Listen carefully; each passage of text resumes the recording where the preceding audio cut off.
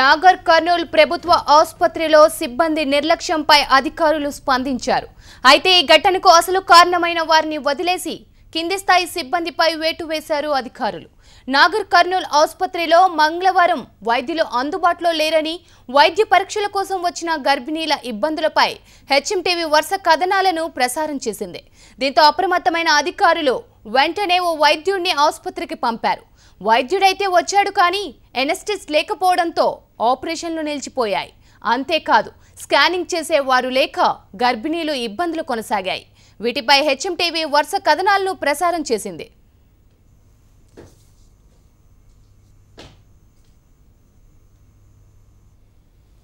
ఇక హెచ్ఎంటీవీ వరుస కథనాలతో అధికార యంత్రాంగంలో కదలిక వచ్చింది. అసలు నాగర్ కర్నూల్ ఆసుపత్రిలో వెలుగు చూస్తున్న సమస్యలపై జిల్లా కలెక్టర్ సమీక్ష నిర్వహించారు.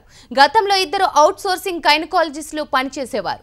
వీరు ఇదే ఆసుపత్రిలో పనిచేస్తున్న స్టాఫ్ నర్స్, ఏఎన్ఎంల వేధింపులతో 10 రోజుల క్రితం మానేశారని విచారణలో తేలింది.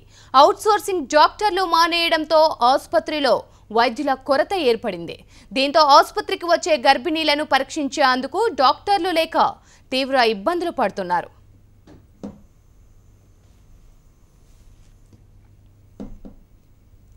వైద్యులు లేకపోవడంతో ఇటీవల నాగర్ కర్నూల్ ఆసుపత్రికి వచ్చే గర్భిణీలకు ఇబ్బందులు పెరిగాయి. డెలివరీల కోసం వచ్చిన గర్భిణీల ఇబ్బందులపై హెచ్ఎంటీవీ వరుస కథనాలను ప్రసారం చేసింది. దీంతో అప్రమత్తమైన అధికార యంత్రాంగం విచారణ చేపట్టింది.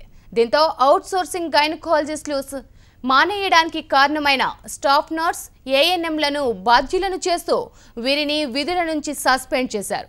అయితే వైద్యులు, ఎనెస్థెషియన్ అందుబాటులో లేకపోవడంపై కింది స్థాయి సిబ్బందిపై చర్యలు ఎలా తీసుకుంటారనే ఆరోపణలు వినిపిస్తున్నాయి.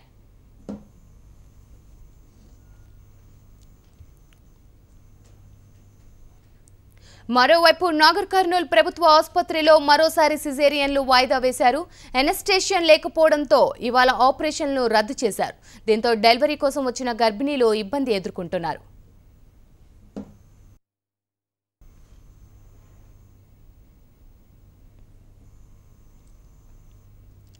గత 2 రోజులుగా మనం నాగర్ కర్నూల్లో గర్భిణీల పరిస్థితిపై హెచ్ఎంటీవీ వరుస కథనాలని ప్రసారం చేస్తూనే ఉంది. వాటిని మనం చూస్తూనే ఉన్నాం. అయినా కూడా ఈరోజు మరోసారి సిజేరియన్ ఆపరేషన్స్ని వాయిదా వేసినట్లు తెలుస్తుంది. ఆపరేషన్స్ని ఈ రోజుకి నిలిపివేసినట్లు చెప్తున్నారు అక్కడ అధికారులు.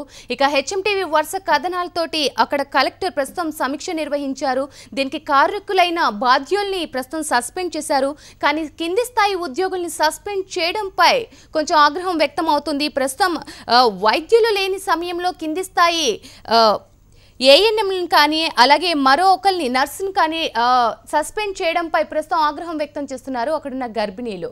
ఇక దీనిపై ప్రస్తుతం హెచ్ఎంటీవీ వరుస కథనాల వల్ల కొంతమంది సిబ్బందిలో కదలికలు వచ్చినట్లు తెలుస్తుంది. అయితే ఈ ఘటనకు అసలు కారణమైన వారిని వదిలేసి కింది స్థాయి సిబ్బందిపై వేటు వేశారు అధికారులు.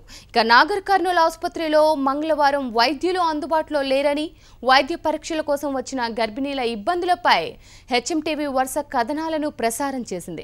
దీంతో అప్రమత్తమైన అధికారులను వెంటనే ఓ వైద్యుడిని ఆసుపత్రికి పంపారు. వైద్యుడైతే వచ్చాడు కానీ ఎనెస్థెటిస్ట్ లేకపోవడంతో ఆపరేషన్లు నిలిచిపోయాయి. అంతేకాదు, స్కానింగ్ చేసే వారు కూడా లేక గర్భిణీల ఇబ్బందులు కొనసాగాయి.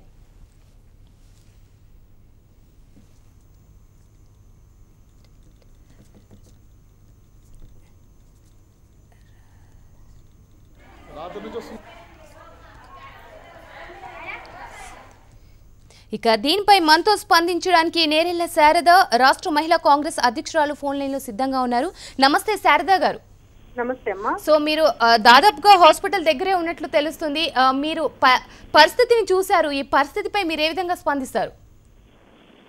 ముందు నుండి కూడా మేము పేట్ల బుర్జు హాస్పిటల్ కానివ్వండి, కోటి హాస్పిటల్ కానివ్వండి సందర్శించినప్పుడు గర్భిణీ స్త్రీలు మరణాలు ఎందువల్ల సంభవిస్తున్నవి అనేటువంటి విషయాన్ని చాలా సార్లు ప్రభుత్వం దృష్టికి తీసుకురావడం జరిగింది.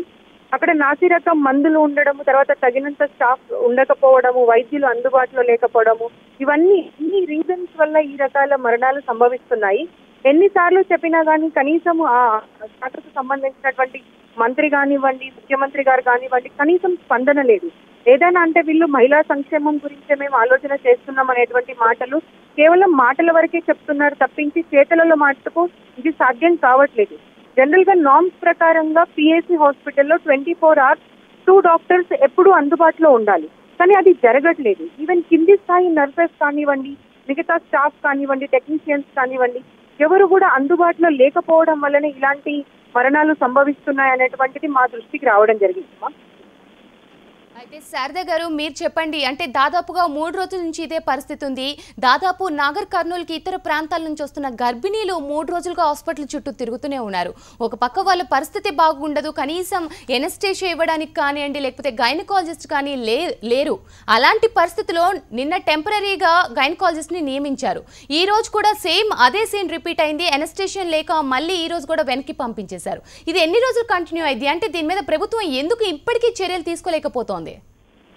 ఇది మెయిన్ గా మనము ఆలోచన చేస్తే ఇది ఆడంబరంగా డిస్ట్రిక్ట్స్ ని డివైడ్ చేయడం అనేటువంటి ఆలోచనతోని స్థాయిలాలు ఇచ్చినట్టుగా ఇచ్చేశారు ముఖ్యమంత్రి గారు వారి నాయకులకు. ఈ జిల్లా నీకు ఇచ్చేస్తున్నాను, ఈ జిల్లా నీకు ఇచ్చేస్తున్నాను అని చెప్పింది.